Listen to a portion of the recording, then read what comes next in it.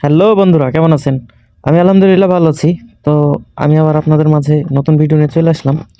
তো আজকে দেখাবো ব্যাংক থেকে টাকা ওঠানো। হ্যাঁ? আমার রুমমেট স্যালারি পেয়েছে। সো ব্যাংকে গেছে টাকা ওঠানোর জন্যে। তো উঠাইছে ২২৫০ রিয়াল মতো।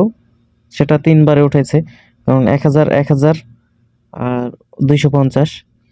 তো আমি আপনাকে দেখানোর চেষ্টা করব। এই যে এটিএম বুথ, এটা অনেক জায়গায় আছে।